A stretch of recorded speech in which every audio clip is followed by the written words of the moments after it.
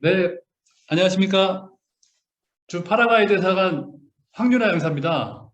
오늘 차세대 동포를 위한 취업 성공 사례 발표회에 참여해 주신 모든 분들께 감사드립니다. 오늘 이 행사는 저희 대사관과 제파라과이 한인회관의 공동 주최 행사입니다. 그래서 행사 시작에 앞서 우리 김미라 한인회장님의 축하 말씀 듣고 시작하도록 하겠습니다. 안녕하세요. 파라과이 한인회장 김미라입니다. 들리는가요? 먼저 우리 동포 청년들을 위해서 이런 좋은 자리를 마련해 주신 주 파라과이 대사관 황윤아 대사님께 감사의 말씀을 드립니다. 그리고 바쁜 와중에도 우리 파라과이 후배들을 위해서 시간을 내어준 정승호님, 양정희님께도 감사의 말씀을 드립니다. 파라과이 동포 출신에서 세계적인 IT 기업인 아마존과 한국 최고의 IT 기업인 카카오에 진출한 선배들의 경험은 앞으로의 미래를 고민하는 파라과이 후배들에게 큰 영감을 줄 것이라고 확신합니다. 세상은 점점 더 물리적인 공간과 국경의 제약이 무의미해지고 있습니다. 파라과이라는 작은 나라에서 살더라도 큰 생각을 갖고 큰 꿈을 꾸면서 실력을 키우면 얼마든지 세계를 무대로 진출할 수 있을 겁니다. 오히려 파라과이에서 교육받은 동포들은 스페인어뿐만 아니라 영어 그리고 한국어에도 능숙하기 때문에 더 다양한 국가에서 역량을 펼칠 수 있을 겁니다. 특히 다른 나라 교포 2세, 3세들보다 한국어 능력은 평균적으로 훨씬 더 뛰어난데 이것은 앞으로 국제 무대에서 큰 자산이 될 것입니다. 이 자리에 참석한 파라과이 동포 청년들은 오늘 듣게 될 선배들의 경험을 발판 삼아 더 큰 무대에서 꿈을 펼치게 되길 응원하겠습니다. 강연을 들은 청년들 중에 나중에 다음 후배들을 위해서 좋은 경험을 공유할 사람이 나오게 되길 바랍니다. 강사님들, 듣는 분들 모두 유익하고 즐거운 시간이 되길 바랍니다. 감사합니다. 예, 김미라 한인회장님 좋은 말씀 감사합니다. 오늘 발표자는 아까 김미라 회장님께서 소개해 주신 바와 같이 두 분의 우리 동포 청년입니다. 제가 개인적으로 과거에 인사혁신처라는 우리나라 공무원 인사를 담당하는 기관에서 근무한 적이 있었는데요. 그 당시에 인사혁신처에서 미국에서 자란 그리고 혹은 미국으로 유학 온 우리 동포 청년들을 위해서 공직 설명회를 한 적이 있습니다. 그래서 많은 그 유능한 동포 청년들을 우리 정부에서 일할 수 있는 기회를 주기 위해 설명회를 갔는데 가장 큰 문제점이 뭐였냐면 우리말을 못합니다. 아무리 하버드, 예일, 프린스턴을 나온 사람도 우리말을 못하는 사람을 대한민국 정부에서 일할 수 있는 기회를 줄 수가 없지 않습니까? 그런 점에서 우리 파라과이 동포 청년들은 전 세계 어느 동포 청년들에 비해서 아주 확고한 무기를 갖고 있다고 생각합니다. 그래서 오늘 발표한 두 분의 발표자들은 그 살아있는 실제 사례라고 생각을 합니다. 오늘 첫 순서로 지금 카카오에서 근무하고 있는 양정일 사원, 오늘 발표하고 또 근무를 해야 된다고 해서 먼저 발표를 시작하도록 하겠습니다. 예, 양정일 씨 발표 부탁드립니다.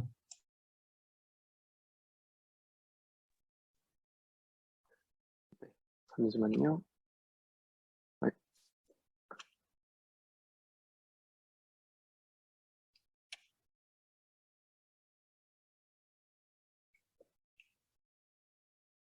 네, 화면 잘 보이시죠?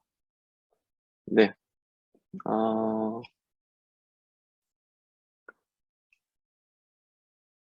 채팅만 켜놓고요.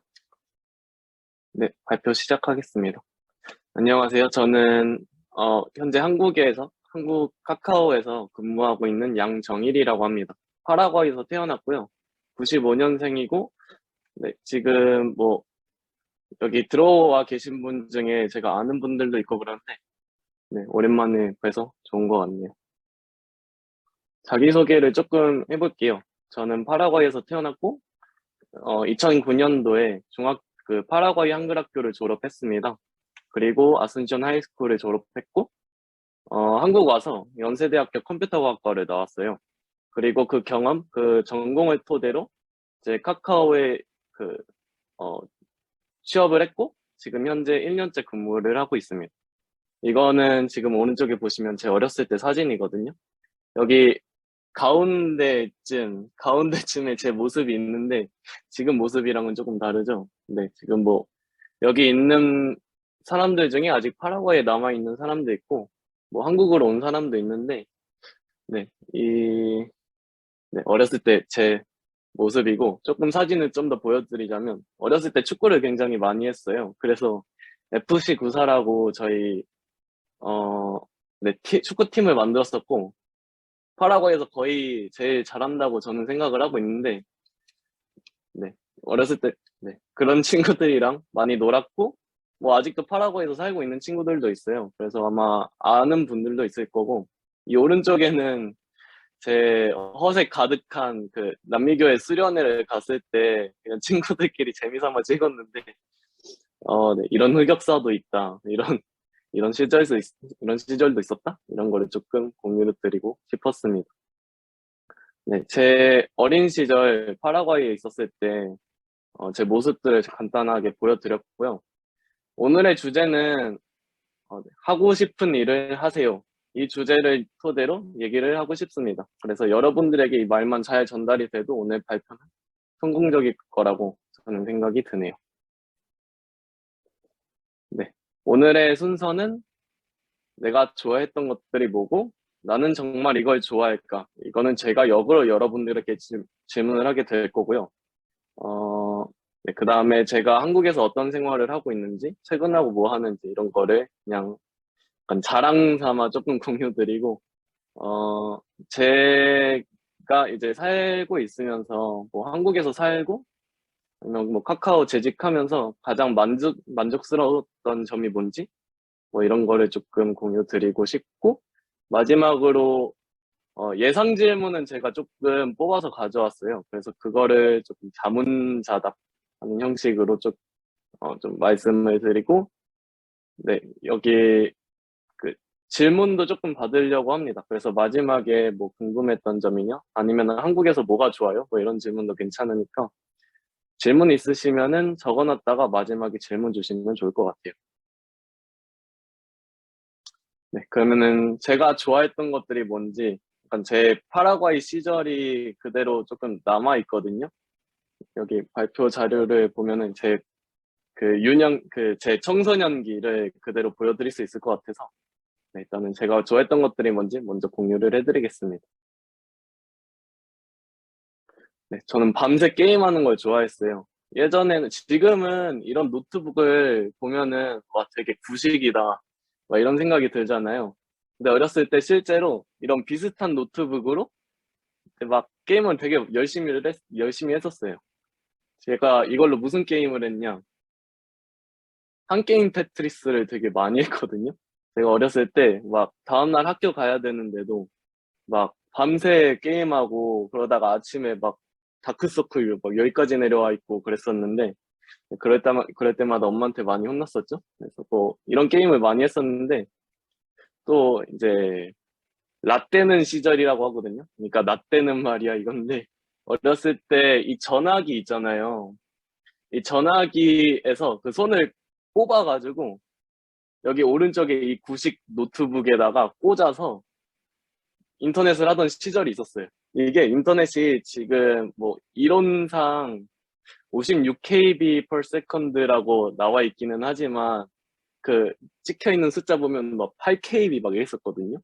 근데도 이 인터넷으로도 어떻게든 게임을 해보겠다고 막 한 게임 테트리스 다운받고, 뭐 다운받고 학교 갔다가 오면은 아직 막 다운받고 있고 막 그런 시절이 있었는데, 어떻게든 게임을 하겠다고 그렇게 막, 네, 열심히 살았었던 기억이 있었네요.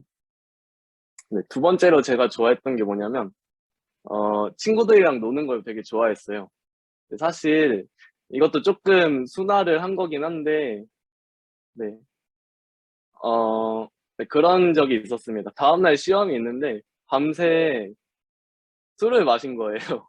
친구들이랑 술을 마시고 이제 다음날 원래 학교를 7시 20분까지 가야 되는데 9시까지 간 거예요, 제가. 늦잠 자가지고 9시에 막 일어나가지고 그랬는데 그 10시까지만 가면 됐었거든요. 10시까지만 가서 이제 시험을 치면 됐는데 진짜 막 엄청 해롱해롱한 상태로 어떻게든 그 학교를 가서 막 시험을 쳤던 기억이 있습니다. 근데 이제 마냥 공부를 안 했던 건 아니고요. 제가 학원에서 수학을 되게 많이 공부를 했었으니까 뭐 다음날 수학 시험인데 뭐 괜찮지 않을까 이런 생각으로 그냥 시험만 어떻게든 치면 된다 이런 생각으로 조금 놀았던 것 같아요. 다행히도 그날 시험에 네, 점수는 잘 나와가지고 크게 문제 없이 잘 넘어간 것 같습니다. 제가 다음으로 많이 좋아했던 거는 축구였는데요. 아까 사진 보셨었죠? FC 구사라고 저희 어렸을 때 중고등학교 때 되게 열심히 오랫동안 같이 축구하던 팀이 있어요. 뭐 상 탄 거는 기억은 안 나지만 네, 되게 열심히 하고 저희 막 이름도 많이 날렸어요. 그래서 뭐 어디 대회 많이 나간다거나 그러면은 상대팀에서 이제 막 많이 긴장을 했었죠. 아, 저 팀 잘하는데 이러면서 많이 긴장을 했. 네. 그래서 뭐 축구도 되게 어렸을 때 많이 열심히 하고 많이 하기도 했었습니다. 그 다음에 좋아했던 게 컴퓨터 분해학인데, 제가 어렸을 때 컴퓨터를 되게 많이 좋아했어요. 근데 이제 누나들이 있는데 누나가 막 컴퓨터를 못 만지게 하고 그러더라고요. 그러다가 한국을 갔었습니다. 중학교 때. 그때 이제 컴퓨터가 제 소유가 되면서 막 이거를 분해하고 이 각각 부품이 뭐 하는 친구일까? 막 인터넷에 찾아보기도 하고 뭐 이걸로 게임도 많이 하고 그랬었는데 그냥 안에 프로그램도 뭐 있었는지 막 이런 거 분석도 해보고 뭐 어떻게 하면 이 컴퓨터를 더 빠르게 더 효율적으로 쓸 수 있을까 막 고민도 해보고 이런 시절이 있었어요. 그래서 제가 좋아했던 것들은 뭐 훨씬 더 많기는 한데 크게 이렇게 네 가지로 분류를 했고요. 이렇게 제가 좋아했던 거를 먼저 말씀드리는 이유가 이제 이것 중에서 내가 특별히 잘하는 게 뭘까? 어렸을 때 좀 많이 고민을 했던 것 같아요. 그런데 이제 제가 카카오 재직 중이고 제가 기술직군이거든요. 그래서 뭐 그냥 쉽게 말해서 컴퓨터 관련된 일을 하고 있다고 생각하시면 돼요. 그래서 오늘의 조금 더 공유를 드릴 거는 이 4번일 겁니다. 컴퓨터 분해하기에서부터 이제 네, 제 카카오 재직의 첫 시작은 컴퓨터 분해하기라고 말씀드릴 수 있을 것 같아요. 네, 그러면은 좀 더 말씀드리기 전에, 좀 더 나아가기 전에 저는 이 질문을 여러분들에게 드리고 싶어요. 그리고 이 발표가 끝나더라도 여러분들이 조금 고민할 시간을 조금 드리고 싶었어요. 그래서 이 질문을 드릴 건데 그냥 이렇게 딱 질문을 드리면은 되게 모호하잖아요. 좋아하는 게 뭐지? 애초에 뭐 게임을 한다, 아니면은 뭐 사진을 찍는다, 뭐 이런 게 내가 좋아하는 게 맞나 이런 생각이 들 수도 있거든요. 그래서 제가 어떻게 이걸 좋아하는지 알게 됐는지, 이걸 좋아한다, 이걸 어떻게 알게 됐는지 조금 공유를 드릴게요. 그래서 공부라는 거에 대해서 조금 얘기를 하려고 합니다. 근데 공부라고 하는 이 단어 자체가 되게 거부감이 들잖아요. 되게 재미없을 것 같고. 근데 제가 느끼기에는 공부 중에도 여러 가지 종류가 있을 텐데 저는 크게 두 가지로 나눴어요. 하고 싶은 공부가 있고 하기 싫은 공부가 있어요. 그래서 먼저 더 익숙한 이 하기 싫은 공부가 뭔지 한번 보여드릴게요. 네, 앉아서 책 읽기 아니면 헬스장에서 운동 배우기 이거 좋아하시는 분 있나요? 아마 뭐 좋아하는 분들도 있긴 있을 텐데 저는 어렸을 때 책 읽는 걸 진짜 싫어했어요. 그래서 누나들도 막 혼내고 그랬거든요. 왜 이렇게 책을 안 읽냐고. 막 그 정도로 저는 책을 읽는 걸 싫어했고 헬스장에 이제 돈을 주고 트레이닝을 받잖아요. 그래서 막 자세 같은 거 배우는데 막 허리 펴야 되고 막 이거는 손은 일직선이어야 되고 이런 게 너무 재미없더라고요. 그래서 제 감정이 어땠냐 이렇게 슬펐어요 그냥. 이거 책 읽는다 아니면은 헬스장에서 운동 배운다. 제 기준 제 입장에서는 이런 공부는 되게 하기 싫은 공부였던 거죠. 다른 예시를 드리자면 학교에서 역사나 수학 공부하기 이런 것도 좋아하는 분 많이 없죠.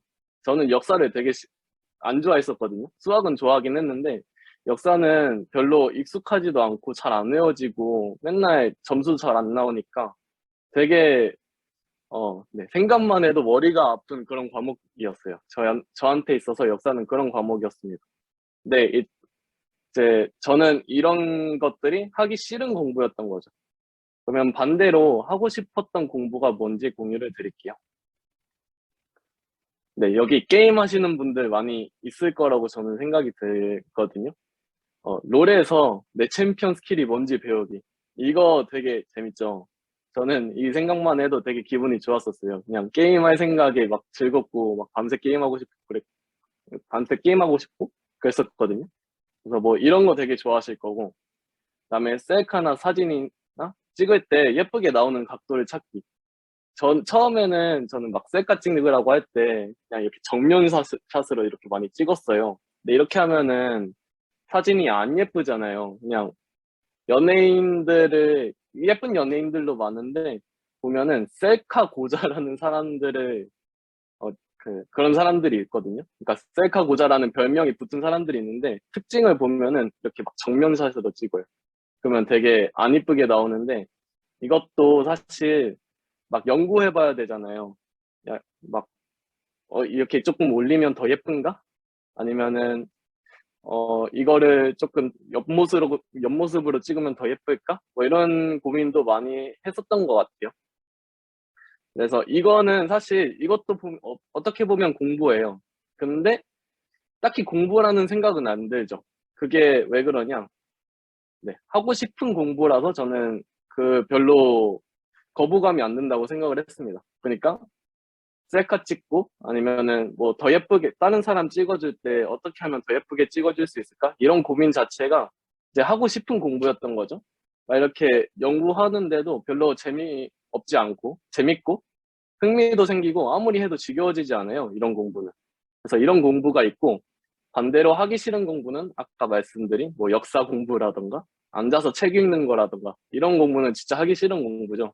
그래서 저는 크게 이렇게 두 가지 종류의 공부로 나누고 싶었어요. 자, 그러면 이걸 어떻게 적용할까? 나는 정말 이걸 좋아할까? 이거를 고민할 때 하고 싶은 공부가 뭘까? 이런 생각을 했거든요.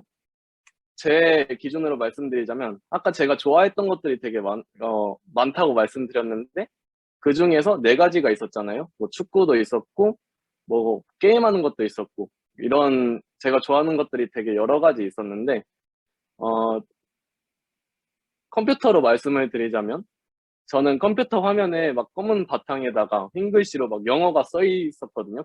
그 시절에는 뭐 윈도우가 있기는 했지만 거의 터미널 같이 그냥 막 해커들이 보면은 막 엄청 검은 화면에 막 글씨 뭐라고 치잖아요.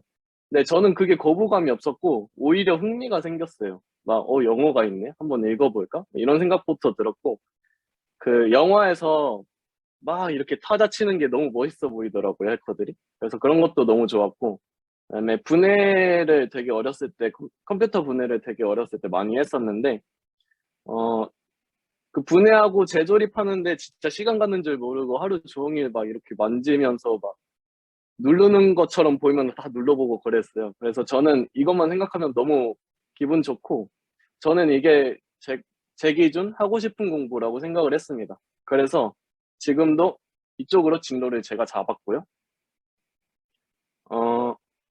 네.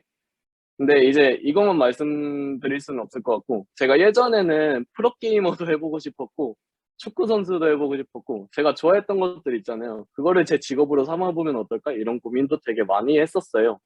근데 이제 축구는 세상에 잘하는 사람들이 너무 많더라고요. 그리고, 어, 밤새 게임하는 것도 사실 저는 프로게이머도 해보고 싶었는데, 이제 게임이 네, 부모님이랑 가족이 너무 반대를 많이 해서, 네, 게임은 그냥 안 하기로 했고, 그나마 이제 거기서 제가 좋아하는 컴퓨터를 제 진로로 삼게 됐습니다.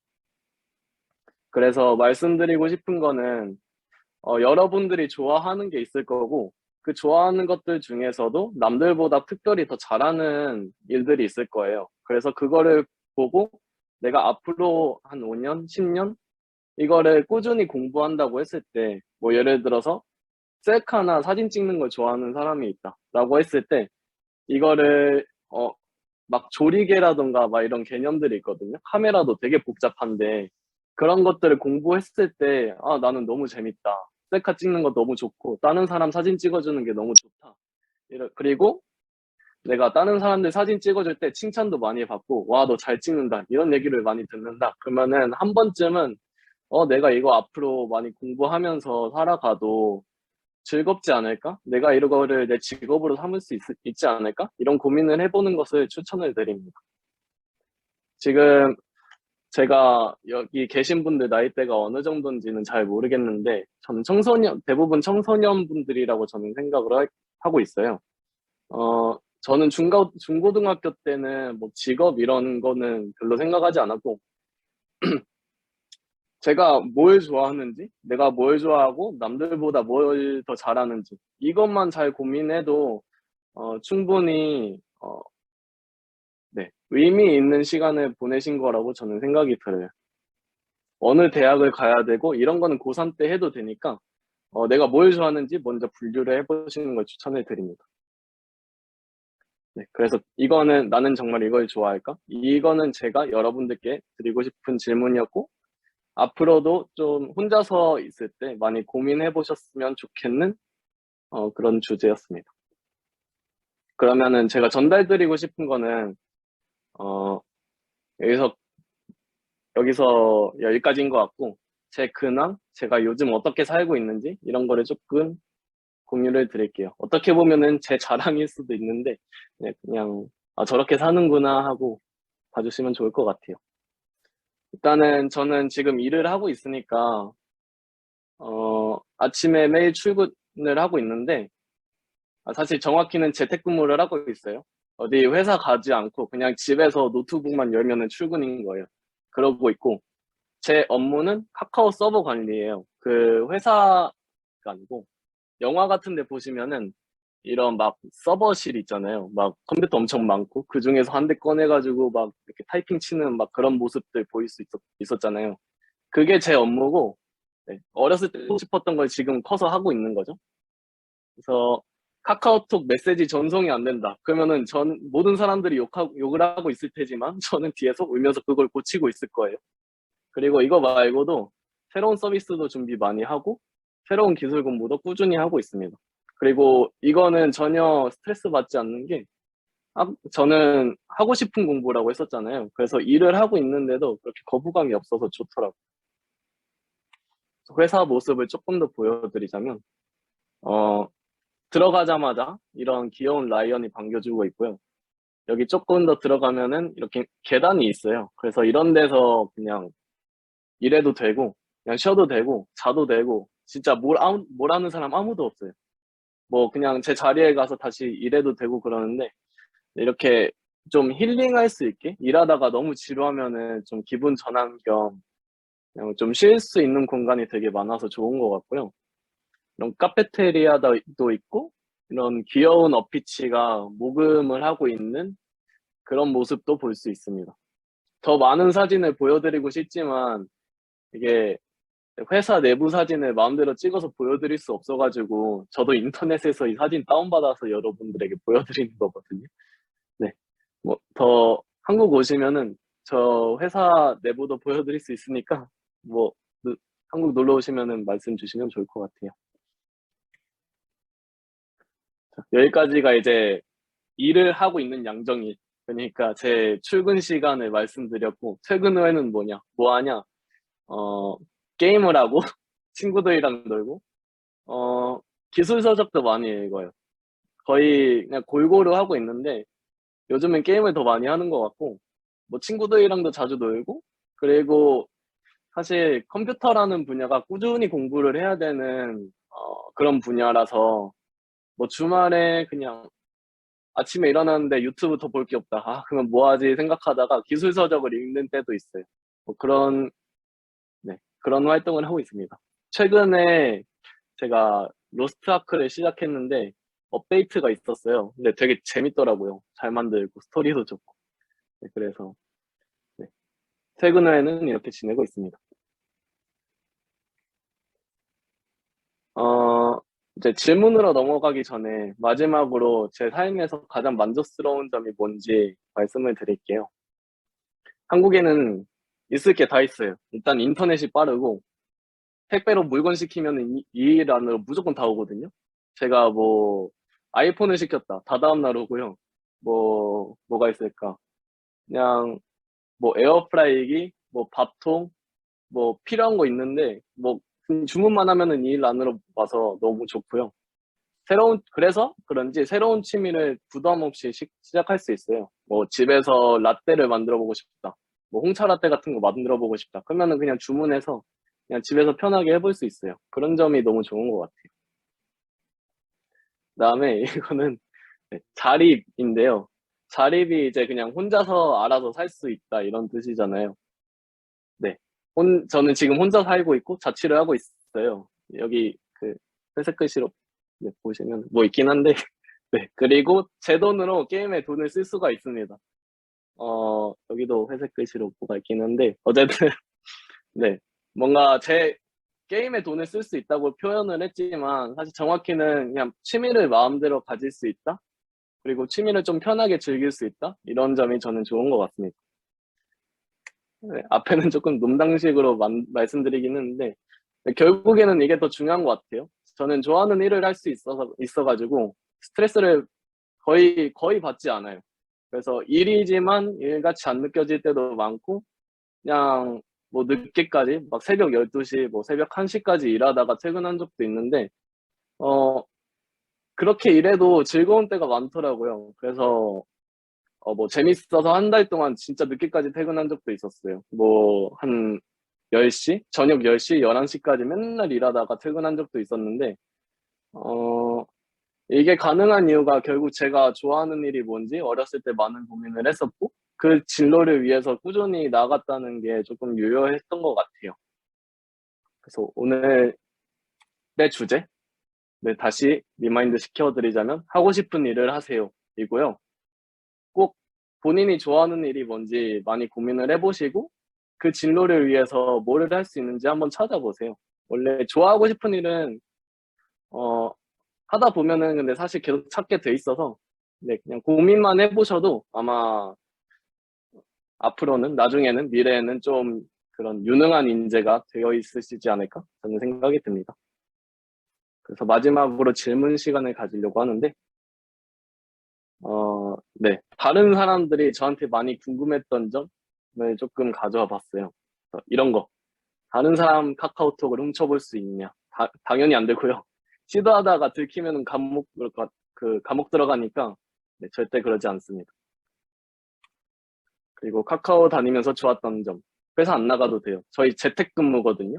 그냥 집에서 일해도 돼가지고 이렇게 부담 없이 여러분 앞에서 발표할 수도 있고 그냥 저는 보통 9시 출근하거든요. 그래서 8시 59분까지 침대에 누워 있다가 딱 1분 전에 노트북 켜고 출근을 하면 됩니다. 네. 그다음에 돈은 얼마나 받나? 먹고 싶은 거 저는 다 먹고요. 사고 싶은 거 다 사고요. 게임 지르고 싶은 거는 다 지르진 않고 적당히 질러요. 이렇게 해도 절반도 못 쓴다고 했는데 제 통장을 아까 한번 봤거든요. 한 달에 3분의 1도 못 쓰는 것 같아요.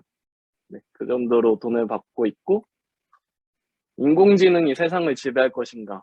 앞으로 15년은 그럴 일 없으니까 걱정 안 하셔도 됩니다. 그래서 제 발표는 여기까지 마칠 거고요.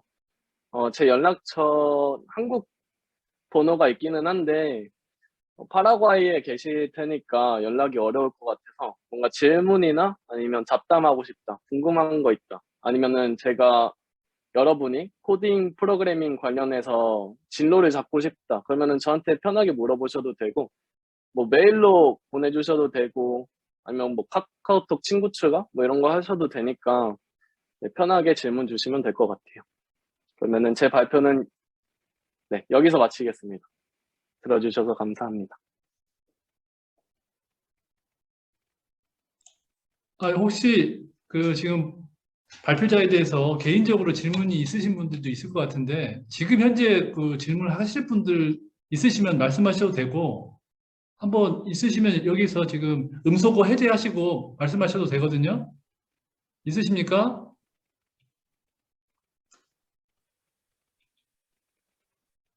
아마 좀 쑥스러우셔서 질문. 예, 이경영 교장 선생님 질문하시겠다고 하시네요. 안녕하세요. 너무 반갑습니다. 안녕하세요. 예, 질문이라기보다는 너무 만나서 반갑고 그다음에 축하해주고 싶어서 손을 들었습니다. 제가 초등학교 때 가르쳤죠. 네, 맞아요. 이렇게 멋진 청년에 대해서 이렇게 세미나도 할 수 있으니까 너무 뿌듯하고 감동도 있고 또 너무 멋진 청년으로 잘 자라주어서 감사하고 너무나 자랑스럽습니다. 그래서 앞으로도 계속해서 카카오에서 일하시면서 후배들도 좀 더 들어갈 수 있도록 길도 열어주시고 또 맡은 자리에서 더 열심히 일을 하셔가지고 뭐 파라과이뿐만 아니라 개인의 또 진로도 더 많이 성장할 수 있기를 바랍니다. 너무 감사하고 축하드립니다. 네, 감사합니다. 저도 오랜만에 뵈서 좋았어요. 네. 김정길 선생님이 손 드셨는데 혹시 하실 말씀 있으시면 마이크 대고 말씀하시면 됩니다.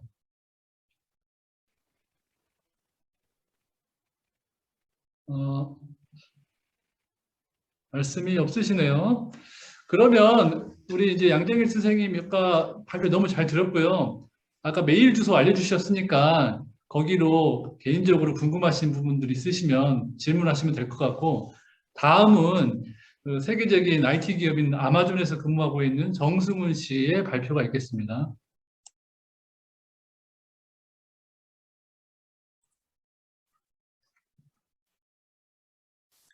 네, 잠시만요. 안녕하세요. 저 스크린을 잠깐 쉐어하겠습니다.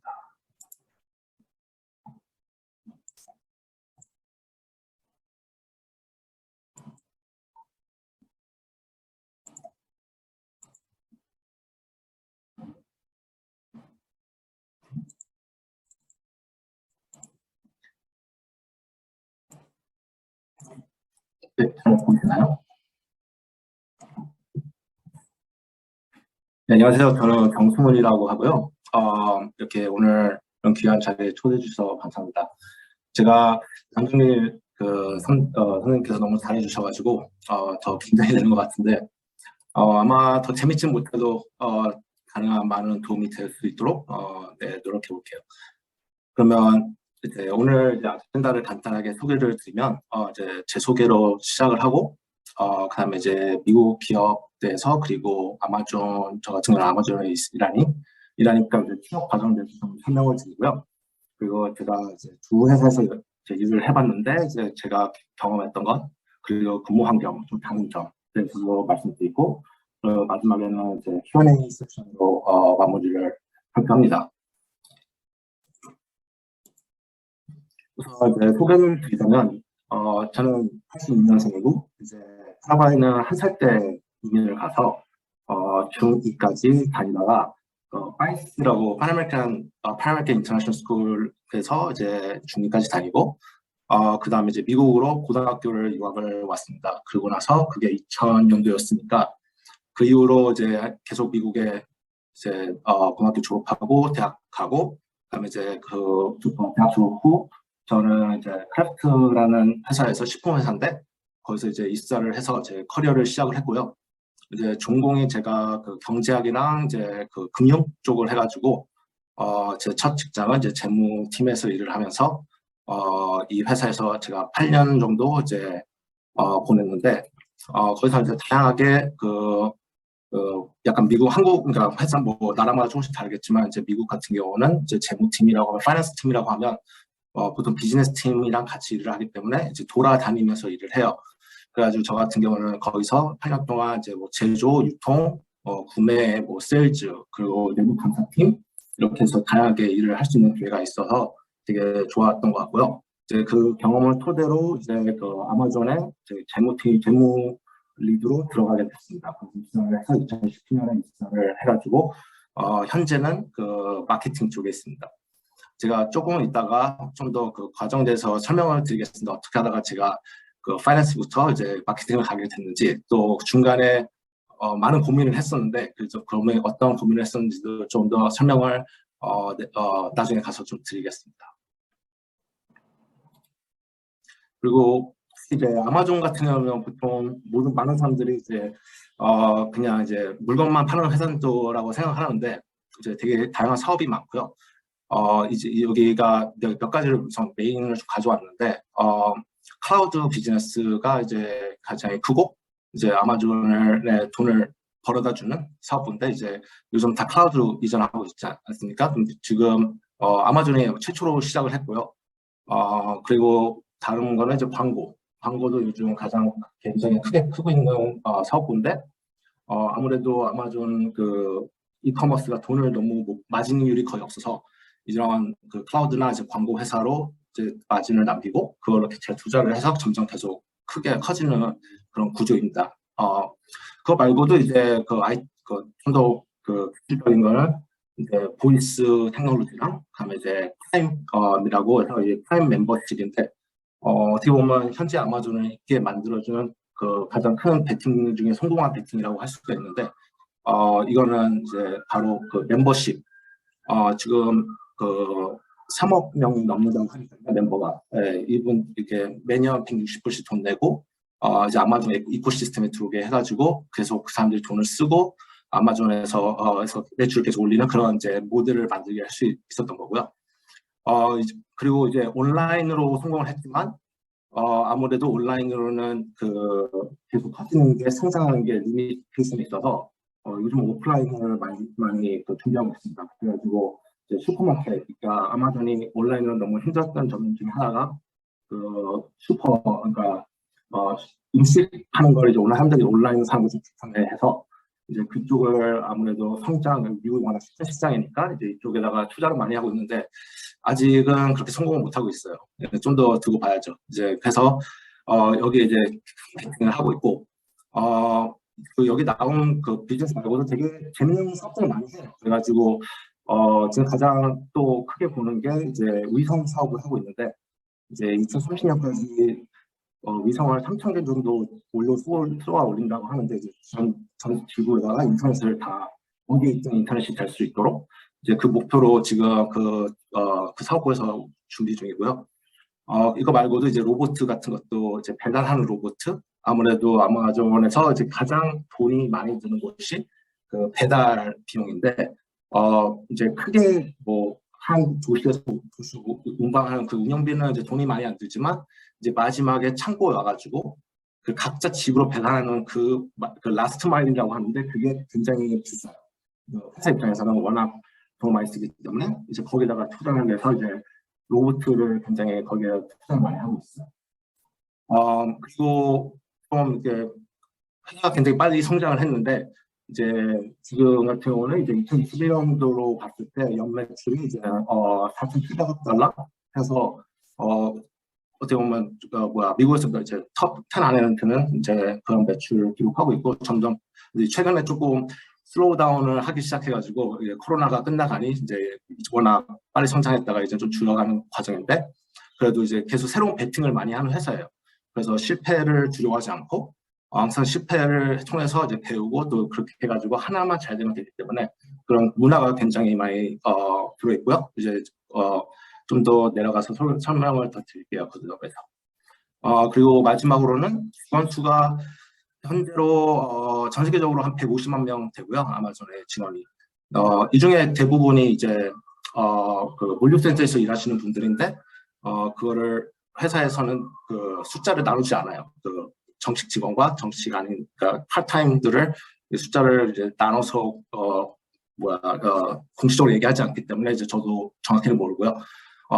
저는 지금 현재 시애틀에 있는데 여기가 아마존 본사로 시작을 했는데 아마 시애틀에는 지금 한 6만 명 정도 있습니다. 그리고 전 세계적으로 점점 모델이 이제 회사가 더 이상 시애틀의 본사라고 해도 시애틀에 위존하지 않고 점점 미국 전역, 전 세계적으로 계속 퍼져나가 있고 더 이상 시애틀로 이제 사람을 뽑지도 않아요.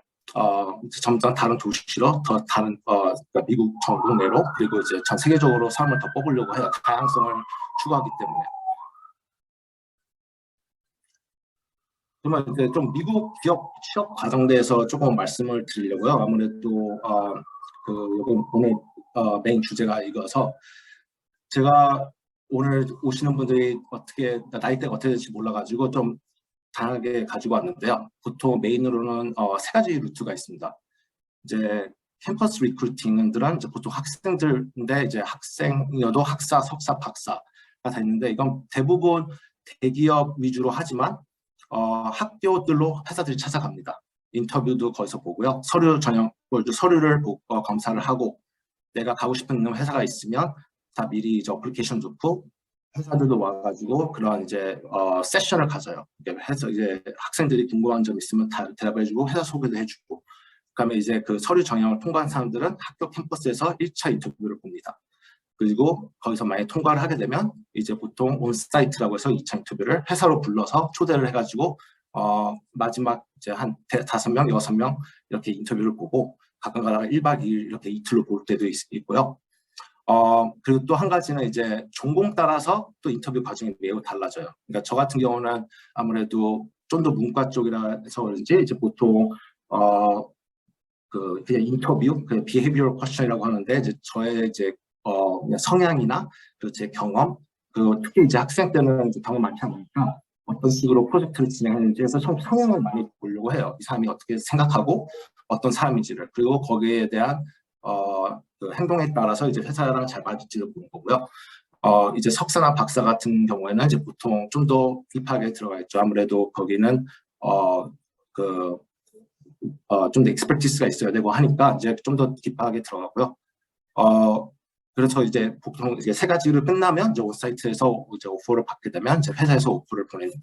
보통 여러 군데를 사람들이 이제 인터뷰를 보는데 이제 오퍼도 여러 군데에서 받고 그러면 이제 각자 그 오퍼를 보면서 자기한테 잘 맞는 대로 가면 되고요.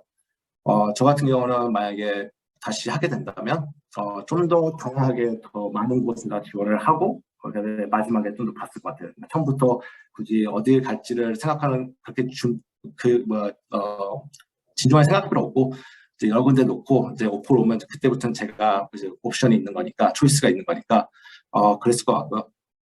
그 두 번째는 이제 경력직인데요. 보통 미국에서는 경력직을 뽑을 때 이제 뭐 가장 첫 번째는 이제 제가 그 캔디데이트 직접 그 회사 그 사이트에 들어가서 어떤 잡이 있는지 보고 그다음에 그 어플라이를 하는 게 첫 번째고 그걸 그렇게 저는 추천하지 않는 게 많이 잘 안 봐요. 그렇게 들어오는 레주메들은. 두 번째는 헤드헌터들이 있어요. 워낙 한국도 활발하고 미국도 워낙 활발하기 때문에 헤드헌터 통해서 하는 것도 가장 추천해요. 왜냐하면 이미 헤드헌터들은 그 모든 회사들이랑 이미 좋은 관계를 맺고 있기 때문에 그리고 정확하게 이 회사가 어떤 사람을 찾는지도 알기 때문에 이제 헤드헌터를 같이 일하면 훨씬 맞는 회사와 그리고 또 이제 그 회사가 좋아할 만한 사람을 매칭을 잘 해주죠. 그래서 헤드헌터를 가장 또 추천하고 또 세 번째는 마지막은 링크드인이라고 이게 어떻게 보면 이제 페이스북 같은 건데 이제 좀 더 프로페셔널한 거죠. 이제 제게 보통 저희 프로페셔널 커리어에 대해서 이제 프로필을 만들고 그래서 이제 소셜 네트워킹 하는 건데 커리어 네트워킹 하는 건데 이제 이거는 만약에 저는 모든 사람들한테 꼭 있어야 된다고 추천을 하고요. 이유는 이제 여기 통해서 많이 그런 인터랙션을 가져요. 그리고 사람들이 헤드헌터도 이걸 사용해 가지고 사람들을 찾아요. 그러니까 저 같은 경우도 링크드인으로 연락을 와서 아마도 오늘 인터뷰를 보게 됐고 그렇기 때문에 이제 그걸 꼭 그 프로필을 갖고 또 두 번째로는 링크드인을 통해서 저와 비슷한 사람이거나 하면 내가 좀 가고 싶은 회사에 있는 사람들을 찾아가지고 이제 소통도 할 수 있고 저 같은 경우는 연락 많이 온 적도 있고 해서 이제 뭐 멘토십을 물어보거나 아니면 뭐 회사 일하는 것에 대해서 물어보는 사람들도 많아요. 그리고 뭐 당연히 모두 답을 안 하겠지만 이제 또 이제 오픈된 사람들은 굉장히 도움을 많이 주려고 하는 사람도 많기 때문에 생각보다 항상 이제 나서서 하는 거를 저는 추천합니다. 제가 뭐 관심 있는 분야나 아니면 그런 게 있다면 꼭 이렇게 그러니까 누가 와주기를 기다리는 게 아니라 제가 좀 더 적극적으로 나서서 하면 생각보다 이 세상에 도와주는 사람들이 참 많아요. 그럼 좀 놀랄 겁니다. 그래가지고 이걸 굉장히 또 추천드리고 경력도 비슷해요. 이제 그 과정 자체는 이제 레주메를 그 서류를 검토하고 그다음에 보통 이제 서류가 통과되면 폰 스크린을 합니다. 이제 폰 스크린은 보통 전화로 대충 잘 맞을지 포지션이랑 얘기를 하고 그다음에 이제 또 이것도 전공 따라 다른데 예를 들어서 뭐 엔지니어들이면 이제 보통 어느 정도 코드 테스트도 과정에 들어가게 되고요. 그다음에 이제 그게 만약 폰 스크린을 통과를 하면 보통 이제 회사의 뭐 팀원이나 아니면 매니저들 그 하이링 매니저라고 하죠. 그 직접 뽑는 매니저가 보통 폰 스크린을 해가지고 잘 맞을 것 같다 하면 이제 온사이트로 해서 데리고 오는데 이것도 회사마다 다르겠지만 이제 아마존 같은 경우는 폰 스크린 한 번 하고 그다음에 이제 그 전에 이제 그 어세스먼트라고 해서 이제 질문지로 하는 건데 이제 회사 성향 맞추는 거고 그 통과하면 이제 폰 스크린 하고 이제 폰 스크린 통과를 하게 되면 온사이트 해가지고 회사로 이제 초대를 하십니다. 지금 뭐 코로나니까 다 이제 차임이라고 이제 줌인데 이제 아마존의 이제 내부 그 시스템이 있는데 그걸로 통해서 이제 다 화상으로 하지만 보통 불러가지고 한 5명에서 6명 정도랑 인터뷰를 하게 돼요. 그리고 이제 마지막으로 해외 리뷰가 있는데 생각보다 이제 해외에서 많이 사람을 뽑고 또 데려오는데 한 가지 확실한 거는 이제 엔지니어들이 많습니다. 엔지니어들이 그리고 굉장히 훨씬 쉬워요. 이렇게 해외에서 미국 들어오거나 다른 나라로 이제 취업하기가 그 이유는 많이 모자라서 그렇거든요. 그래가지고 저희 회사 같은 경우도 전 세계적으로 아예 리크루팅을 가요. 엔지니어들만 뽑으려고. 이제 미국에는 더 이상 뽑을 사람이 없기 때문에 그런 식으로도 많이 하기 때문에 만약에 엔지니어 쪽이시면 굉장히 쉬운 방법인 것 같아요. 그러니까 그렇게 어렵지 않다. 제가 좀 더 사례에 대해서 말씀드릴게요. 아마존에 대해서 조금 더 말씀드릴 건데, 아마존 같은 경우는 저희가 이제 스튜던트 프로그램이라고 아까 캠퍼스 리크루팅 말씀을 드렸듯이 그런 팀이 아예 있어요. 그러면 이 팀들이 정말 그 학사, 석사, 박사 졸업자들 대학교만 가서 딱 필요한 인재들을 뽑는데 그냥 풀로 뽑아요. 정말 모든 굉장히 그 펑션들이 많기 때문에 이제 할 수 있는 일이 너무 많아요. 엔지니어부터 해가지고 마케팅, 재무, 상상할 수 있는 웬만한 일들 다 있어요. 저희가 아마존 회사에서는. 그렇기 때문에 이제 뭐 변호사도 뽑고 뭐 경제학자도 뽑고 하기 때문에 너무 굉장히 다양해요. 그렇기 때문에 이제 여기 스토어 프로그램에 가서 이제 풀로 선들을 뽑아가지고 언제든지 그리고 워낙 회사가 채용을 많이 하고 있기 때문에 항상 어딘가 사람이 필요하기 때문에 그렇게 크게 풀로 채용을 합니다. 해서 채용이 되면 그때 이제 필요한 팀으로 다 이렇게 보내주는 그런 시스템이고요. 또 하나는 이제 경력직인데 저희 회사 같은 경우는 아마 회사마다 조금씩 다르겠지만 근데 보통 IT 기업들 큰 IT 기업들은 미국에서는 그 회사 내부 그 리크루팅 팀이 있어요. 그래서 아까 헤드헌터 말씀드렸는데 이제 회사 내부적으로 헤드헌터들이 있어서 직접 다 찾으러 다녀요. 그러니까 보통 이제 사람 뽑을 때 그 하이링 매니저가랑 이제 그 리크루터랑 얘기를 해가지고 나는 이런 사람이 필요하고 그다음에 이제 리크루터가 그 프로필을 다 작성을 해가지고 아까 말씀드렸던 링크드인을 가장 많이 사용해요. 직접 들어가서 거기서 그 맞는 프로필들을 다 찾기 시작해요. 그래서 제가 아까 말씀드렸듯이 링크드인을 좀 만약에 나중에 취업을 하실 분이나 아니면 현재 일하고 계신 분들은 링크드인을 좀 디테일하게 업데이트하는 게 좋은 게 이제 키워드부터 검색을 해가지고 그렇게 해서 사람을 찾습니다. 찾아가지고 맞으면 이제 링크드인을 통해서 연락이 갑니다. 혹시 이런 포지션이 있는데 관심 있냐? 이런 식으로 해서 보통 다 시작을 해요.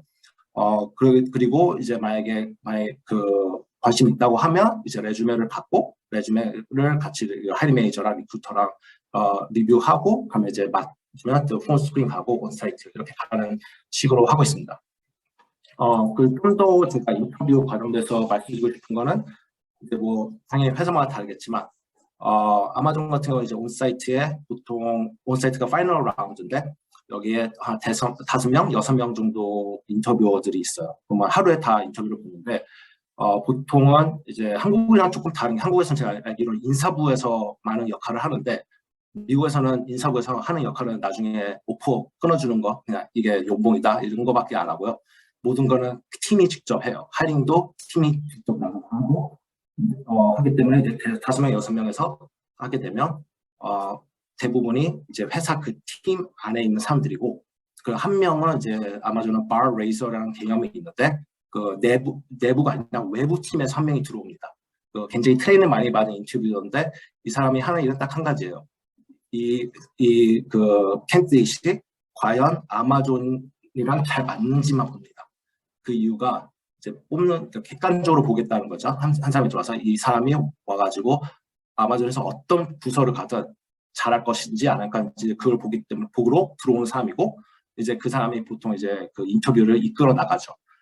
그렇게 해가지고 이제 인터뷰를 보고 나면 바로 이제 디브리프라고 하는데 인터뷰어들이랑 바레이저랑 모여가지고 이제 캔디데이트에서 뽑을지 안 뽑을지 더 강한 종점 아니면 좀 더 이제 뭐 개선할 점이나 이런 거를 다 이제 리뷰를 하게 돼요. 그리고 그 모든 거를 이런 보팅 이런 것도 모이기 전에 다 이미 서미트를 해가지고 이거는 이제 서로 객관적인 판단을 내려라 이건데 이렇게 해가지고 노트도 굉장히 디테일하게 적어요. 얘기했던 모든 내용을 다 적고 이렇기 때문에 나는 이 사람을 이 포지션을 잘 맞다. 이 사람을 뽑아야 된다. 아니면 이렇기 때문에 이 사람을 뽑지 말아야 된다. 해서 각자 의견을 가져와가지고 이제 리뷰를 합니다. 이제 리뷰를 하면 이제 거기서 바레이저라는 사람이 이제 조금 이제 그런 거를 다 좀 스무스하게 갈 수 있도록 이제 그 역할을 하는데 여기서 보통 하이링 매니저랑 바레이저가 오케이면 뽑히고요. 하이링 매니저나 바레이저가 노라 그러면 다른 사람들이 아무리 좋게 봐도 그 사람은 통과를 못해요. 그래가지고 그렇게 되면 마지막으로 하는 이제 결정은 이 사람이 이 포지션에는 안 맞지만 혹시 다른 팀에는 잘 맞을지 이런 걸 대해서 얘기를 해요. 맞다고 하면 이제 리크루터가 그 사람을 그 팀으로 가져가서 이제 또 그 어세스먼트를 하게 되죠. 근데 여기서 보통 이제 아마존 같은 경우는 인터뷰를 2번 보기는 할 수 없으니까 이제 그렇게 큰 인터뷰 뭐 5명, 6명이나 2번 목소리가 필요 없으니까 이제 하이 매니저들이 이제 보면서 괜찮다 이제 해서 피드백도 다 읽어보고 막 괜찮다 그러면 뽑아요. 그러니까 저도 그렇게 해서 사람들 몇 명 뽑은 적이 있고요. 이제 다른 팀이 안 맞아서 저한테 왔는데 읽어보고 이제 뭐 경력이나 이런 게 너무 잘 맞아서 이제 제 팀으로 뽑은 적도 있고 하기 때문에 약간 이런 식으로도 많이 되고요. 그러면 이제 또 한 가지는 이건 좀 좋았던 거는 되게 빨라요, 답장이. 그러니까 회사가 인터뷰를 볼 때 다른 사람이랑 비교 안 해요. 그냥 온 순서대로 우리랑 맞냐 안 맞냐, 인재냐 아니냐 이것만 판단하고 맞다면 바로 뽑아요, 그 자리에서. 그러니까 저희는 그러니까 2 and 5 이틀 5일이란 건데 폰 스크린은 이틀 안에 답장을 주고요. 그리고 온사이트는 무조건 5일 안에 저희가 통보를 해야 돼요. 이게 이제 약간 그 인터뷰 보는 사람들과 약속인데 그 이유는 이제 그렇게 하면 이제 그 사람들도 기다릴 필요가 없고 정확하게 언제 내가 답장을 받을지 알게 되니까요. 그래서 보통은 빨리 진행이 되면 하루 만에도 답장을 바로 받아요. 그러니까 인터뷰 너 오퍼를 주겠다. 그래서 저 같은 경우도 금요일날 인터뷰 받는데 이제 월요일 아침에 연락이 오더라고요. 그래서 됐다. 해가지고 굉장히 빠른 게 굉장히 좋더라고요. 다른 회사들은 이제 뭐 여러 명 보기 때문에 한 포지션을 여러 명 보기 때문에 뭐 2주, 3주, 4주도 기다린다고 하는 경우도 많았는데 이런 거 같은 게 굉장히 빨라서 그런 건 참 좋을 것 같고요. 그 이유가 또 하나는 팀을 많이 하고 있기 때문에 이게 또 가능한 것 같아요. 아까 말씀드렸는데 그 해외 루트로 들어오는 케이스에서 봤을 때 딱 3가지 보통 방법이 있는 것 같아요. 그러니까 제 경험상. 그래서 아마존 지사, 그러니까 다른 회사에 있을 때 뭐 아마존 코리아, 뭐 아마존 UK 뭐 이런 식으로 해서 거기서 이제 회사 안에서 트랜스퍼하는 경우를 보는데 생각보다 쉽지는 않다고 하지만 그렇다고 불가능한 것도 아니고 그래서 그렇게 해서 많이 오신 분들을 많이 만났어요. 아마존 코리아에서 오시는 분들도 꽤 많이 계셨고 그것도 한 가지 방법이고 또 하나는 그 MBA를 많이 해요. 이제 MBA는 석사 과정인데 경영 석사인데 정말 이게 어떻게 보면 이제 해외에 있는 사람들이 그러니까 그 엔지니어가 아닌 해외에 있는 사람들이 이 루트로 많이 미국 기업에 취업을 합니다. 약간 루트라고 생각을 해요. 그리고 왜냐하면 이제 MBA 리크루팅을 많이 하기 때문에 그런데 이것도 저는 괜찮은 방법인데 한 가지 리스키한 거는 굉장히 비싸요. MBA가 굉장히 큰 투자이기 때문에 그리고 톱 MBA를 또 가야 되니까 제가 듣기로는 학비만 뭐 1년에 뭐 1, 2억 한다니까요, 학비만. 그렇기 때문에 굉장히 비싼 투자이기 때문에 이거는 잘 생각해 볼 수 해야 되지만 이것도 굉장히 어떻게 보면 또 채널이 열어주는 거거든요. 이제 얘에서 관심이 있다면 해외 뭐 미국 와서 일을 하고 싶다 했을 때, 근데 나는 엔지니어 전공이 아니다. 이럴 때 어떻게 하면 좋을까 하면 이제 MBA라는 과정도 있다는 걸 좀 설명드리고 싶었고, 그리고 마지막은 직접 고용. 그러니까 아까 말씀드렸듯이 리크루팅 팀이 그냥 해외로 나가서 사람을 뽑아서 데리고 옵니다. 그러니까 보통 개발자나 데이터 사이언스 좀 더 이제 엔지니어들 위주로. 그런데 이제 그 이유가 이제 워낙 미국에는 없기 때문에 그 서로 항상 뺏고 있기 때문에 뭐 아마존 갔다가 뭐 애플 갔다가 구글 갔다가 페이스북 갔다가 계속 돈을 돌고 도니까 더 이상 이제 미국에서는 못 뽑기 때문에 이제 해외로 나가서 뽑고요. 그렇게 이제 제 아는 지인들도 몇 명 해가지고 이제 그 미국 오는 케이스가 많이 있어요. 그래가지고 그것도 만약에 혹시 전공이 엔지니어 쪽이시면 이 방법도 있다. 그 생각보다 어렵지 않다라는 걸 좀 말씀드리고 싶어요. 그리고 좀 더 제가 뭐 얀정희 교수님께서 엔지니어신데 제가 이제 여기 한국에서 오신 분들 얘기를 들어보면 일하는 근무 환경은 엔지니어들은 확실히 미국이 좋다고는 합니다. 일을 많이 안 시킨대요. 왜냐하면 혹시 일을 많이 시켜서 나갈까봐 무서워서 잘해준다고 합니다. 그래서 저도 항상 엔지니어들이 되게 부러워요. 그러니까 그런 거 봤을 때는 그래서 한국에서 오신 분들 중에 정말 한국에서 8년 동안 정말 병원 뭐 응급실도 실려가고 그랬다는데 너무 일을 많이 해서 미국 오니까 5시 항상 퇴근하고 매니저가 항상 자기 기분이 어떤지도 체크해주고 굉장히 좋다고 하더라고요. 그래가지고 좀 부럽습니다. 네.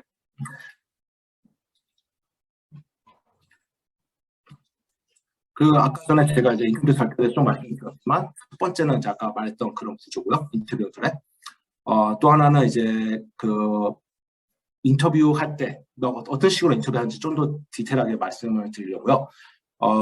보통 엔지니어들이 아니면 이제 엔지니어 아니던 비헤비어럴 퀘스천은 다 해요. 비헤비어럴이 뭐냐면 예를 들어 그러니까 이런 너가 그러니까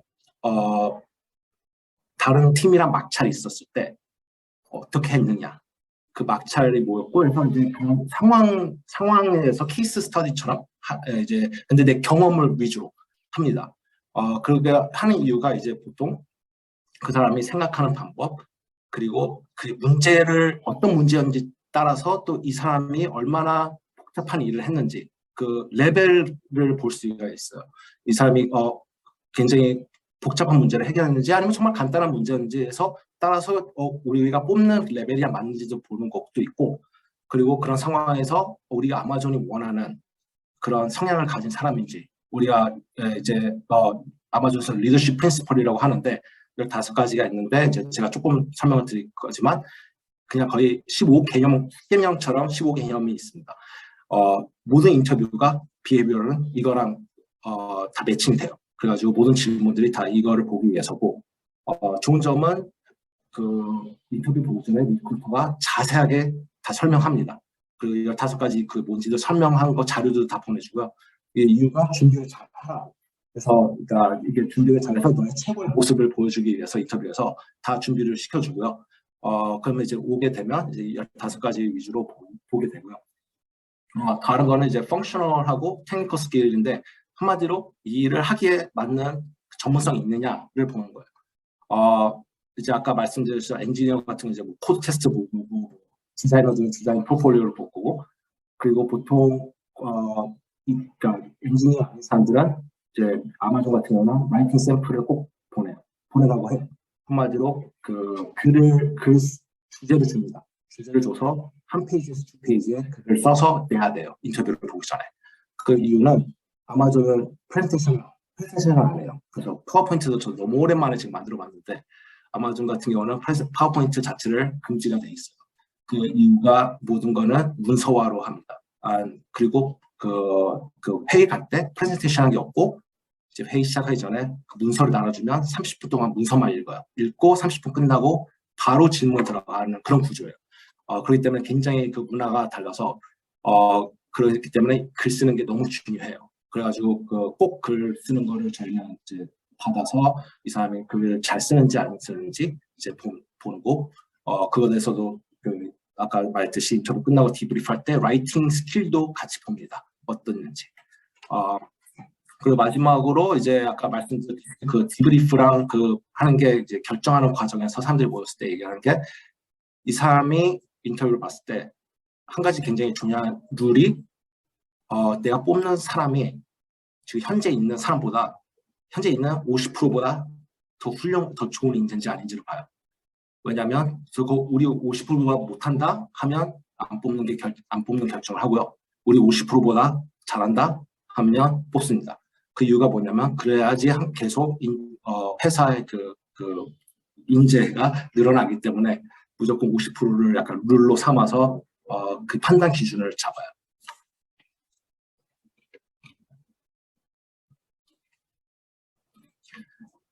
그리고 좀 근무 환경에 대해서 이제 조금 말씀드리려고 해요. 제 경상.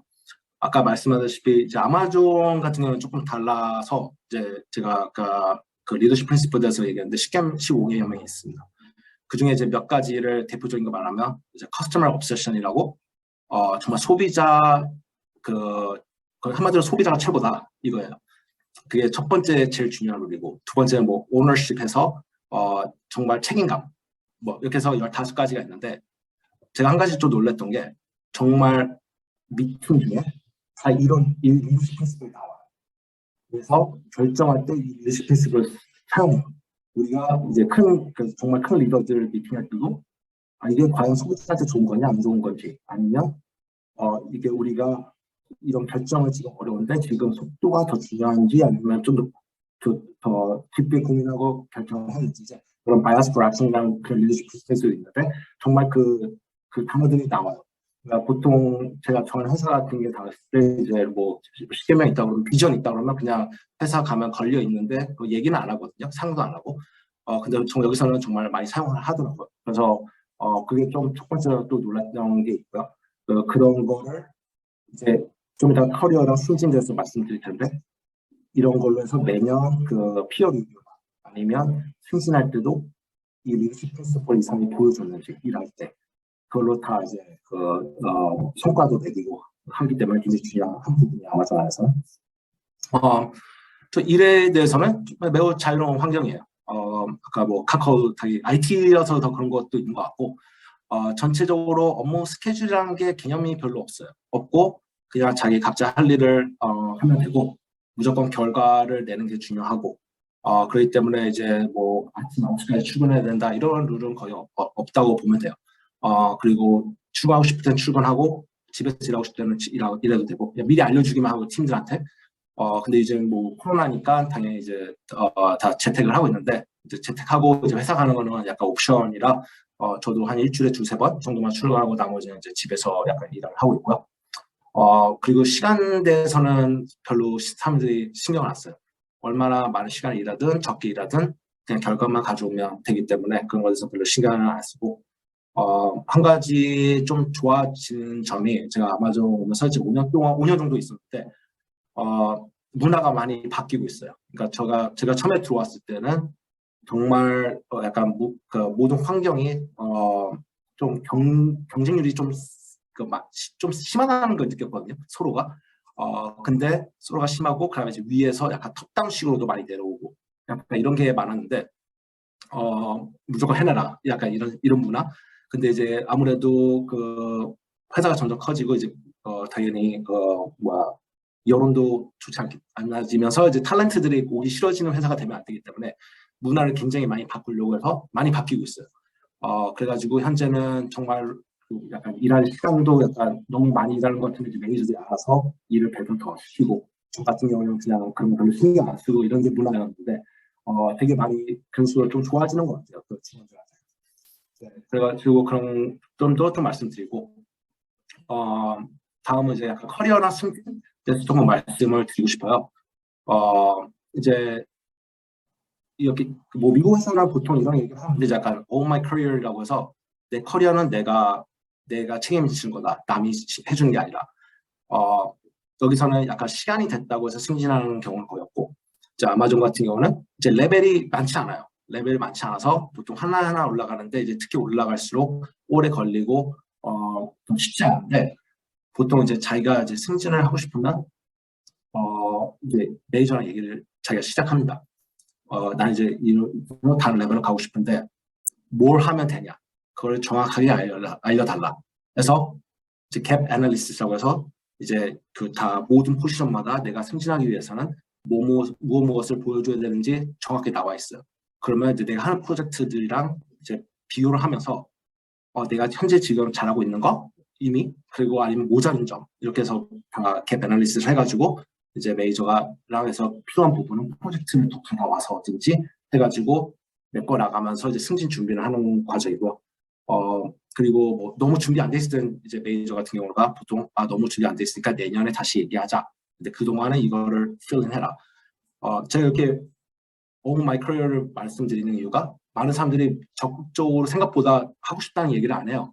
그래서 간혹가다는 제가 약간 풀 할 때도 있었고 너 이제 승진 준비를 해보자 할 때도 있었는데 이거는 무조건 약간 적극적으로 나서서 나 승진해야 된다고 얘기해줘야 되는 게 그래야지 매니저도 이제 야, 이 사람이 정말 승진에 관심 있고 더 도와줘야 되고 약간 그런 압박을 받아요 매니저로서. 그렇기 때문에 그런 압박을 줘야 되고 윗사람들한테 아니면 난 나갈 수 있다. 이런 나한테 나의 커리어를 보여주지 않으면 나는 나간다를 되게 흔하게 많이 써요. 그래가지고 그렇기 때문에 이제 그렇게 하는 사람들이 일만 잘하면 그렇게 하면 정말 빨리 승진해요 사람들이.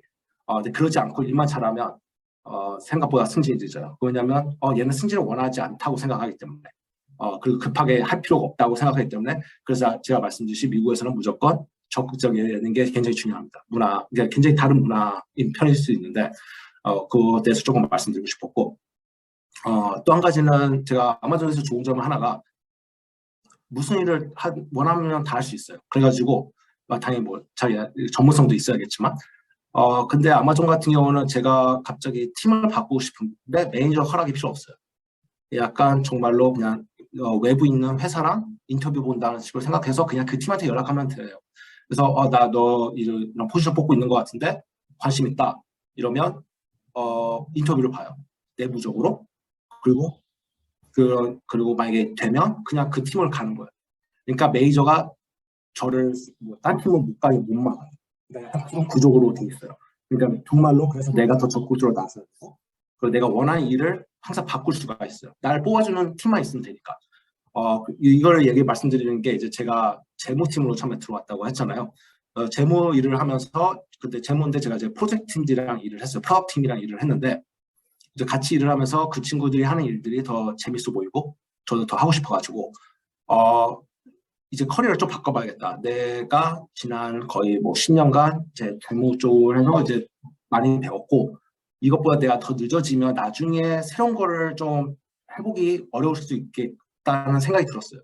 그래가지고 그때 알아봤던 게 이제 프로덕트 일이라고 해서 기획, 뭐 프로덕트 뭐 만드는 그런 기획 일이나 프로그램 매니지먼트 그리고 이제 마케팅 프로그램 매니지먼트가 있었는데 그때 세 가지 제가 같이 되게 좋았던 게 그 팀들이 일을 하면서 계속 팀을 옮겨 다니니까 여러 팀에 여러 일을 하고 있는 거예요. 그러니까 제가 이제 준비가 됐을 때 이제 그 사람들한테 연락하니까 자기 팀 잘 있다 와라 우리 팀으로. 그래서 이렇게 하면서 이제 세 가지를 보게 됐는데 결국에는 제가 이제 마케팅이고 그리고 거기다가 광고팀으로 가게 된 이유가 가장 큰 이유가 제가 광고에 대해서 하나도 모르고 그걸 마케팅을 해본 적이 없어요. 그래서 제가 여기를 가기로 약간 결정을 해봤어요. 왜냐하면 그 프로덕트 팀으로는 그 핀텍 요즘 뭐 파이낸스텍이라고 그러죠. 핀텍 그 팀이었는데 저는 약간 파이낸스를 계속 했는데 또 파이낸스를 해야 되는 거예요. 뭐 당연히 기술적인 일을 하겠지만 또 파이낸스를 해야 되니까 너무 약간 그럼 내가 반만 벗어나는 기분, 새로운 걸 도전하는 거여서 그래서 결국에는 이제 그 마케팅으로 가게 됐고 광고라는 팀을 오게 됐습니다. 그래서 제가 현재 광고 사업부에서 이제 그 기획 마케팅이라고 해가지고 이제 저희가 프로덕트가 계속 새로 나오는데 이제 그거를 저희 그 아마존에서 물건을 파는 그 셀러 벤더 뭐 해서 물건을 파는 사람들이 계속 아마존 광고 제품을 통해서 더 많이 팔 수 있게 매출을 늘릴 수 있게 하는 그런 일을 하고 있습니다. 마지막으로 더 커리어에 대해서 얘기를 드리면 매년 피어 리뷰가 있고요. 그러니까 모든 회사가 비슷한 것 같아요. 매년 이제 성과에 대해서 어떤지 보는 건데 아마존 같은 경우는 보통 그냥 같이 일했던 사람들이 피드백을 주고, 다 시스템으로 피드백을 주고, 내가 강한 점, 내가 좀 더 잘하면 좋을 점. 그래서 이제 서로 피어들끼리 해주고, 이거 매니저들이 해주고, 약간 그리고 제가 원하는 사람한테 직접 리퀘스트를 할 수 있어요. 그러니까 약간 그런 식이고, 그리고 매년 당연히 성과를 보니까, 아마존 같은 경우는 매년 하위 제가 정확하게 몇 프로라 말씀 못 드리지만 해고를 합니다. 그 이유가 그래야지 회사가 계속 더 좋은 인재를 뽑고, 그리고 항상 저희가 최고의 인재를 뽑을 수는 없잖아요. 그러니까 사람을 잘못 데려올 때도 있고 생각보다 못할 수도 있으니까 그럴 때 매년 하위 몇 프로를 해고를 합니다. 그런 과정이 그래서 어떻게 보면 이제 매년 매니저들이 되게 힘들어하는 점이 위에서 몇 프로 올려라 그래요, 이름을. 그러면 거기서 이제 그런 과정을 밟아야 되기 때문에. 그러니까 매년 이제 굉장히 스트레스 받는 순간이죠, 모든 사람들이. 네. 그래서 그런 기사도 있더라고요. 저도 이거 기사로 봤는데 자르기 위해 뽑는다는 매니저들이 있대요. 내 팀을 지키기 위해서 이제 근데 매년 몇 프로 잘라야 되니까 아예 그냥 사람을 데려와서 자른다는 말이 있을 정도로 이제 기사에 나올 정도로 이런 게 있었는데 저는 제 주변에서 그런 거 못 봤고요. 네, 근데 이거 굉장히 되게 모든 사람들이 어려운 일이지만 근데 회사 입장에서는 이해가 가능한 약간 구조인 것 같고요. 그리고 약간 연봉대에서는 보통 정말 개개인 성과, 팀 성과랑 상관없어요. 개개인 성과고 성과에 따라서 향후 2년 연봉이 결정이 됩니다. 아마존 같은 경우는 이제 연봉을 받을 때 베이스 샐러리를 받고 그리고 회사 주식을 받아요. 그러면 이제 그 주식이 이제 앞으로 2년 받을 주식을 주기 때문에 그런 모델도 회사 나가지 못하게 하려고 2년 앞으로 미래 2년을 주는 거예요. 계속 잡아주려고. 근데 이제 그 개개인 성과 따라서 정말로 이 부서에 이 팀에 들어온지 아니면 이 레벨에 내가 있은지 2년밖에 안 됐는데 뭐 7년, 10년 된 사람이랑 보다도 돈을 더 받을 수 있고요. 뭐 20대가 뭐 40대보다 돈 더 받을 수 있고요. 그런 구조입니다. 그렇기 때문에 그래서 다들 굉장히 집중을 많이 하죠. 성과를 올리기 위해서. 근데 시간이 어떻게 보면 시간보다는 결국에는 내가 회사에 얼마나 가치를 갖다 주냐에 따라서 제 연봉도 결정되는 약간 그런 구조라고 보시면 되고요. 이게 거의 다, 제가 드리고 싶었던 말은 이게 거의 다인 것 같은데요. 계속 말만 했는데 이제 아무래도 좀 질문이 있으시지 않을까, 좀 궁금하신 점이 있으시면 이 시간을 통해서 좀 답 드릴 수 있는 걸 드리고 싶네요. 네.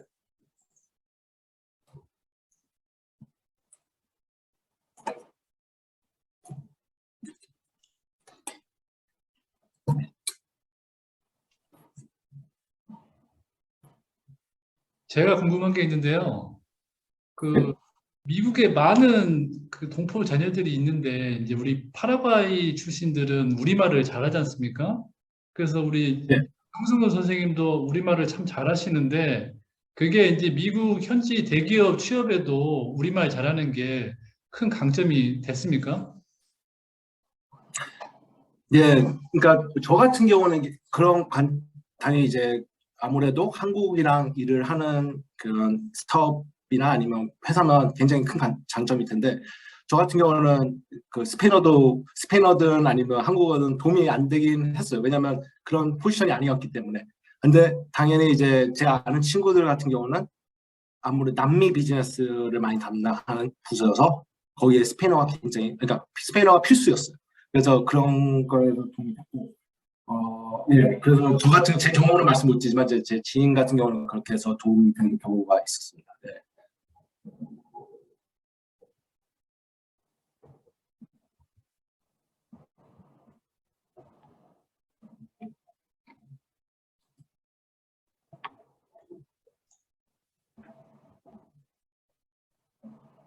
다른 분들이 질문 없으세요? 뭐 가져오는 기회가 아니어서 망설이지 말고 질문해 주셨으면 합니다.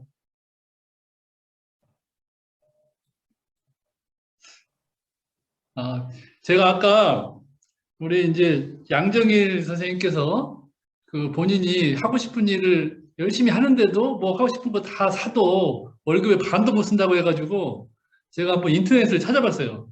찾아봤는데 작년에 카카오 직원의 평균 연봉이 한국 돈으로 1억 7,200만 원이랍니다. 이게 달러로 제가 계산하니까요. 한 13만 달러 정도 돼요. 이게 직원들 평균 임금입니다.